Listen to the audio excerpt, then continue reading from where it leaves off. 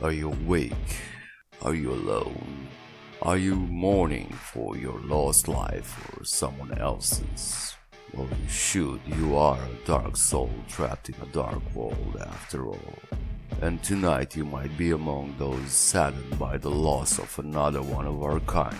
One who has been taken away unfairly simply by existing, interacting, and moving within our fucked up society. You're listening to Petals and Thorns on KKBN, the sounds and news of Bucharest by night. I am, without any embellishments tonight, the Deadly Rose, and we all will remember or be made aware of who was the elusive George. You might be too young or too distant from our society to know old Gumshoe, as he was dubbed by his own, and so it falls on to me again to speak a little about him and not let his passing go unnoticed. George was of the Nosferatu. He was a recluse, an outcast to a certain degree, and an exile by choice. He was exceptionally intelligent, extremely antisocial, and cared only about the opinions of those whose minds and knowledge would rival his own. He was understandably paranoid, and everyone who met him would say that he was at least a little bit quirky. Obsessed even with building all sorts of devices that combined analog and digital machines. I have not spoken to him so much as to get to know him intimately, but I believe I should have. His younger clanmates, however, tell me that he was born during the communist rule and he despised it. With entertainment and access to information lacking so heavily back then, George, as both kind and kindred, hungered for knowledge even more than he hungered for vitae, and used to be a reporter.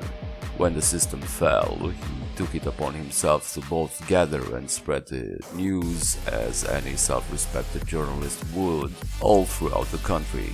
As the years passed, though, he became disheartened with kindred politics and society, but found some hope in Sheriff Aman's endeavor to bring about a Camarilla regime, and they collaborated on several occasions. Although I remain unconvinced with the sheriff's vision, I will admit that I am glad his hounds were the ones who found George's remains and also captured his killer. I'm told they thought this murderous Niktuku and Ellie, sweet Ellie, deservedly fried his brains. Or at least this is how Skidmark described it. He was later on transported to the Camarilla to face justice, and I do hope it will be served fairly.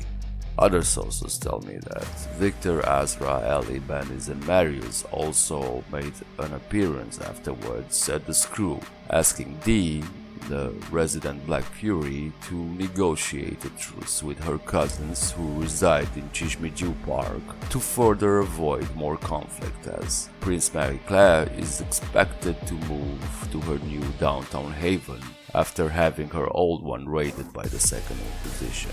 The talks, however, seem to not have yielded satisfying results, so more violence might ensue soon.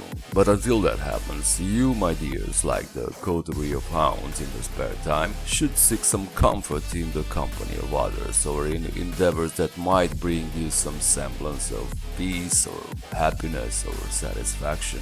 I hate sounding soapy, but love is not off the menu, no matter our nature or how bleak things may seem. Especially in times like this, when we are reminded that final death may greet any one of us at any time. One should look for friends and lovers for affection and closeness. And one should. You know it by now, so say it with me. Savor the night, Bucharest. Savor the night.